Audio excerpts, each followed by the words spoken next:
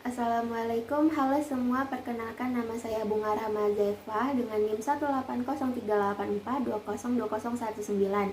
Baiklah, pada kesempatan kali ini saya akan mempresentasikan hasil paper literatur review saya yang berjudul Pemanfaatan Media Pembelajaran Berbasis TIK dengan Pendekatan PMRI.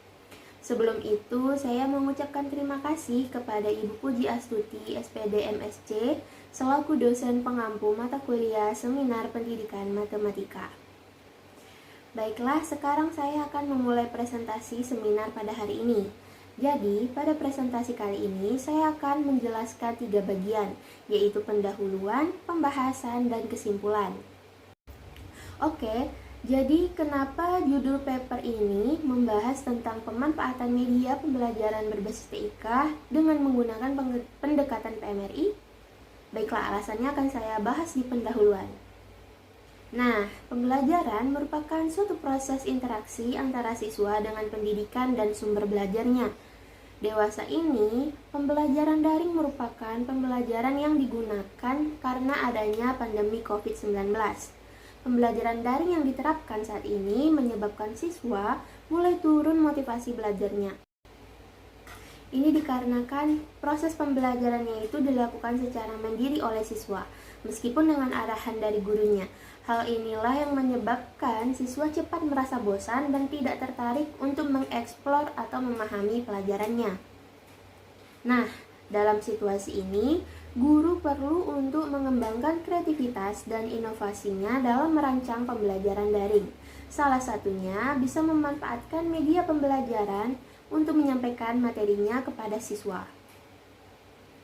Pemanfaatan media pembelajaran ini dapat mengoptimalkan proses pembelajaran, karena media pembelajaran dapat mengkonkretkan konsep dari suatu materi, meningkatkan skill berpikir kritis, motivasi belajar, dan hasil belajar siswa.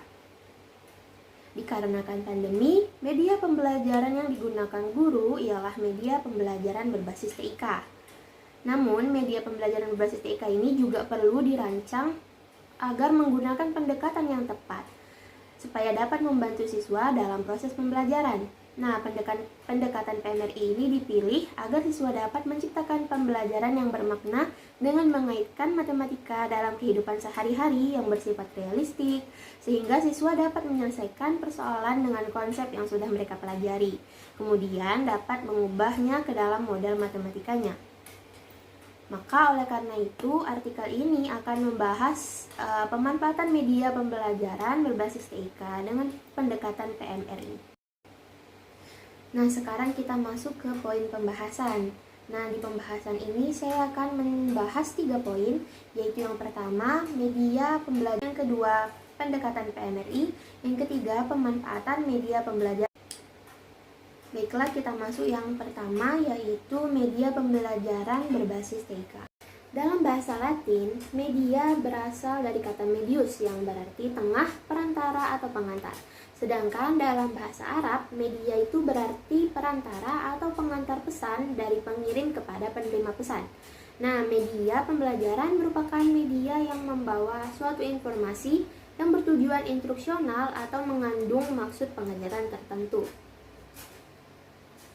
Nah, menurut Krusman tahun 2012, media dapat dikelompokkan menjadi 4 jenis, yaitu yang pertama itu ada media visual. Nah, media visual ini merupakan media yang hanya dapat dilihat dengan mata kita. Para guru sering menggunakan media visual ini untuk membantu menyampaikan isi materi pelajaran. Yang kedua, itu ada media audio. Nah, media audio merupakan media yang mengandung pesan yang hanya dapat kita dengar, dan dia itu dapat merangsang pikiran, perasaan, perhatian, dan kemampuan siswa dalam mempelajari bahan ajar yang diberikan. Yang ketiga, itu ada media audiovisual. Nah, media audiovisual merupakan gabungan dari media audio dan media visual, atau yang biasa disebut dengan media pandang dengar. Nah, yang keempat, terakhir, itu ada media objek atau media interaktif berbasis komputer. Jadi, media objek ini adalah media 3 dimensi yang menyampaikan informasi dalam bentuk benda atau fisiknya sendiri, seperti ukurannya, bentuknya, warna, dan sebagainya. Sedangkan media interaktif berbasis komputer merupakan media yang menuntut siswa untuk berinteraksi dengan media pembelajaran tersebut. Kemudian Iketut Gede Dharma Putra dalam Muson 2010 juga menyatakan bahwa terdapat beberapa media yang dapat digunakan dalam pembelajaran berbasis TI ini, yaitu yang pertama ada internet. Nah, internet ini merupakan jaringan komputer global yang dapat mempermudah, mempercepat akses dan distribusi informasi pengetahuan termasuk materi pembelajaran. Karena internet inilah juga makanya muncul inovasi pembelajaran seperti model e-learning, distance learning, web-based learning, dan istilah pendidikan berbasis TI lainnya. Yang kedua itu ada intranet. Nah, intranet ini memiliki karakteristik yang hampir sama dengan si internet. Intranet ini jangkauannya hanya untuk area lokal seperti dalam kelas, sekolah, gedung, atau antar gedung. Nah, model-model pembelajaran sinkron dan tidak sinkron dapat dengan mudah dan lebih murah untuk dijalankan dibandingkan penggunaan internet. Lalu yang ketiga itu ada mobile phone. Nah, pembelajaran berbasis TI yang menggunakan mobile phone ini sering disebut dengan m-learning atau mobile learning. Yang keempat itu ada CD-ROM atau flash disk. Nah, CD-ROM atau flash disk ini merupakan bentuk pembelajaran berbasis TI yang paling sederhana dan paling murah. Mengapa demikian? Karena kita tidak perlu menggunakan internet dan juga bisa digunakan kapan saja dan di mana saja. Nah, menurut Isrokmi 2013, dia menyatakan bahwa terdapat beberapa macam software aplikasi pilihan yang dapat digunakan dalam pembuatan media pembelajaran interaktif yang berbasis TI ini. Yaitu yang pertama itu ada software pembuat animasi. Nah, software pembuat animasi ini dapat membuat gerakan-gerakan animasi dari teks atau gambar yang terlihat seperti seolah-olah mereka hidup gitu. Jadi software ini termasuk dalam software ini itu ada Adobe Flash, Adobe Illustrator, Macromedia Flash, Toon Boom, After Effects, Coretas, Autodesk Animation, dan juga PowerPoint. Walaupun PowerPoint ini sebenarnya lebih dikhususkan sebagai media presentasi. Lalu yang kedua itu ada software pembuat video. Nah, software pembuat video ini dapat digunakan dalam membuat media pembelajaran berbasis TI juga, seperti Windows Movie Maker, Video Spin, Avid Demux, Adobe Premiere, Filmora, dan lain sebagainya. Yang ketiga itu ada software pembuat animasi 3D. Nah, berbeda dengan software pembuat animasi yang telah saya jelaskan sebelumnya, itu tuh bersifat 2 dimensi, sedangkan software ini ditujukan untuk pembuatan gambar yang didesain sendiri dan menghasilkan seperti film yang berbentuk 3 dimensi. Nah, contoh software ini yaitu ada Maya, 3D Studio Max, Maxon Cinema 4D, Lightwave, Animation Master, dan lain sebagainya. Lalu yang keempat itu ada software bahasa pemrograman. Nah, software bahasa pemrograman ini nantinya akan menghasilkan media pembelajaran yang interaktif dan dapat mengerjakan perhitungan-perhitungan sehingga media ini bersifat simulasi gitu.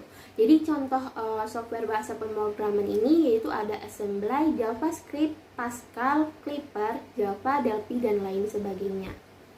Nah, berdasarkan beberapa pendapat ahli yang sudah saya jelaskan sebelumnya, maka dapat disimpulkan bahwa media pembelajaran merupakan media yang membawa suatu informasi yang memiliki maksud pengajaran tertentu. Dan sebagai alat bantu mengajar yang diciptakan oleh guru, perlunya pengetahuan dan penguasaan guru dalam membuat media pembelajaran berbasis TK ini dikarenakan sesuai dengan peran guru dalam kurikulum 2013. Guru membimbing siswa agar memiliki pengalaman langsung dalam pembelajaran berbasis TIK. Nursanti 2016 mengungkapkan bahwa matematika haruslah terkait dengan kenyataan yang ada di sekitar siswa, juga akrab dan memiliki pengalaman yang relevan dengan kehidupan nyata siswa tersebut. Nah, dengan begitu siswa dapat lebih mudah untuk memahami dan membayangkan langsung bagaimana implementasi dan manfaat dari materi yang mereka pelajari. Nah, pendekatan pembelajaran yang sejalan dengan pernyataan yang saya sebutkan tadi, itu salah satunya adalah Pendidikan Matematika Realistik Indonesia atau PMRI. Nah, pendekatan PMRI ini itu merupakan salah satu dari pendekatan pembelajaran matematika dalam dunia pendidikan di Indonesia yang diadaptasi dari Realistic Mathematics Education atau RME yang dikembangkan di Belanda oleh Hans Freudenthal dan kawan-kawannya. Nah, pendekatan PMRI ini menekankan agar pembelajaran matematika dapat lebih bermakna dengan mengaitkan matematika ke dalam kehidupan sehari-hari yang bersifat realistik, dan siswa dapat menyelesaikan masalah tersebut dengan menggunakan konsep yang sebelumnya mereka sudah kuasai, lalu diubah ke dalam model matematikanya untuk menyelesaikan suatu permasalahan. Nah, jadi terdapat 3 prinsip dasar PMRI berdasarkan pernyataan dari Sembiring tahun 2008, yaitu yang pertama, penemuan kembali secara terbimbing, yang kedua, fenomenologi yang didaktis, yang ketiga, prinsip model mediasi. Nah, jadi terdapat karakteristik PMRI yang dikemukakan oleh Graham Major. Jadi yang pertama itu menggunakan masalah kontekstual, yaitu sebagai aplikasi titik tolak dari mana matematika yang diinginkan dapat muncul. Nah, yang kedua itu ada menggunakan model atau jembatan dengan instrumen vertikal. Maksudnya itu perhatian diarahkan pada pengembangan model, skema, dan simbolisasi yang tidak hanya mentransfer rumus matematika secara langsung. Yang ketiga itu menggunakan kontribusi siswa. Jadi siswa itu dituntut untuk melakukan kontribusi yang lebih besar pada proses belajar mengajar, dan diharapkan dari konstruksi siswa sendiri yang dapat mengarahkan mereka menemukan suatu formula atau rumus matematika. Yang keempat, ada interaktivitas, yaitu negosiasi secara eksplisit, kooperasi dan evaluasi sesama siswa dan guru juga merupakan faktor penting dalam proses pembelajaran secara konstruktif, di mana strategi informal siswa digunakan sebagai tujuan untuk mencapai yang formalnya. Nah, yang terakhir, yang kelima, itu ada terintegrasi dengan topik pembelajaran lainnya. Jadi pendekatan yang holistik, ilmu lainnya itu tidak akan dapat dicapai secara terpisah, melainkan adanya keterkaitan dan keterintegrasian yang harus dieksploitasi dalam pemecahan masalah. Nah, jadi PMRI ini bertujuan untuk menemukan kembali ide atau menemukan konsep matematika di bawah bimbingan guru, di mana guru berperan sebagai fasilitator bagi siswa. Dengan adanya masalah kontekstual, lalu mengaitkannya ke dalam konsep matematika. Baiklah, sekarang kita lanjut ke poin ketiga, yaitu pemanfaatan media pembelajaran berbasis TIK. Nah, jadi yang ketiga itu ada pemanfaatan media pembelajaran pada pembelajaran daring. Berdasarkan hasil penelitian Ristawati tahun 2017, penggunaan media pembelajaran dapat memberikan pengaruh yang signifikan untuk dapat meningkatkan motivasi peserta didik. Karena media pembelajaran memiliki sesuatu yang inovatif dan penyajian materinya itu dapat beragam. Nah, jadi media pembelajaran dapat meningkatkan hasil belajar siswa. Manfaat media pembelajaran yang dikemukakan oleh Kem dan Dayton tahun 1985, yaitu yang pertama, dapat menyeragamkan penyampaian materi pembelajaran. Yang kedua, proses pembelajaran menjadi lebih jelas dan menarik. Yang ketiga, proses pembelajarannya itu menjadi lebih interaktif. Yang keempat, efisiensi dalam hal waktu dan tenaga. Yang kelima, dapat meningkatkan kualitas hasil belajar siswa. Yang keenam, media pembelajaran memungkinkan untuk diakses kapan saja dan di mana saja. Yang ketujuh, media pembelajaran dapat menumbuhkan sikap positif siswa terhadap materi dan proses belajar. Yang kedelapan, dapat merubah peran guru ke arah yang lebih produktif. Nah, juga ada manfaat praktis dari media pembelajaran, yaitu yang pertama, dapat mengkonkretkan konsep-konsep yang bersifat abstrak sehingga dapat mengurangi verbalisme. Jadi guru ini dapat menggunakan gambar, skema, grafik, model, dan lainnya. Lalu yang kedua, dapat membangkitkan motivasi dan belajar mandiri. Karena jalannya pelajaran tidak membosankan dan tidak monoton gitu ya.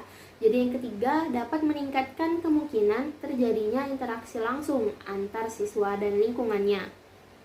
Misalnya menggunakan rekaman, eksperimen, dan lain-lain. Yang keempat, dapat menyeragamkan pembelajaran karena daya tangkap siswa yang berbeda-beda tergantung dari pengalaman dan pengetahuan dari masing-masing siswa tersebut.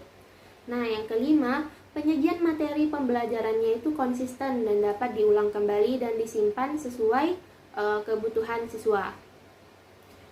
Nah, dengan pernyataan dari data penelitian yang sudah saya sebutkan tadi, saya menemukan bahwa media pembelajaran berbasis TIK ini dapat memberikan manfaat bagi siswa, yaitu siswa menjadi lebih termotivasi dalam proses pembelajaran sehingga kualitas hasil belajarnya pun juga ikut meningkat.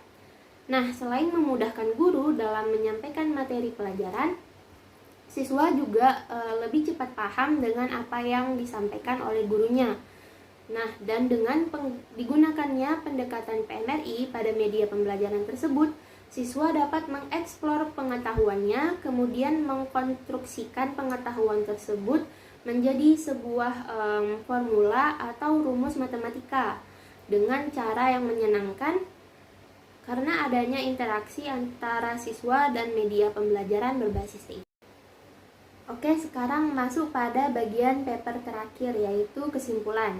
Jadi ada 3 poin dari bagian kesimpulan ini.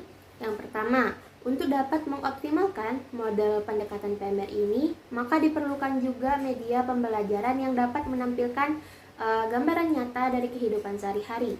Nah, jadi salah satu media yang cocok dengan yang saya sudah sebutkan tadi yaitu media pembelajaran berbasis TIK. Seperti yang sudah dipaparkan sebelumnya, media pembelajaran TIK ini dapat menampilkan audiovisual dan pembelajaran yang interaktif. Yang kedua, pemanfaatan media pembelajaran berbasis TIK menggunakan pendekatan PMRI, yakni siswa dapat mengeksplor pengetahuannya, kemudian mengkonstruksikan pengetahuan tersebut menjadi sebuah formula atau rumus matematika dengan cara yang menyenangkan, sehingga motivasi belajar dan hasil belajar siswa pun ikut meningkat. Yang ketiga, guru dapat memanfaatkan media pembelajaran berbasis TIK dengan pendekatan PMRI ini untuk pembelajaran daring, yang mana media pembelajaran ini akan membantu guru untuk tetap dapat mencapai tujuan pembelajarannya, meskipun sedang dalam kondisi pandemi COVID-19 yang mengharuskan proses pembelajaran tatap muka menjadi pembelajaran daring. Baiklah, sekian presentasi paper literatur review saya pada kesempatan kali ini. Maaf apabila ada kesalahan kata. Semoga dapat memberikan manfaat bagi yang menonton. Wabillahi taufiq wa hidayah. Wassalamualaikum warahmatullahi wabarakatuh.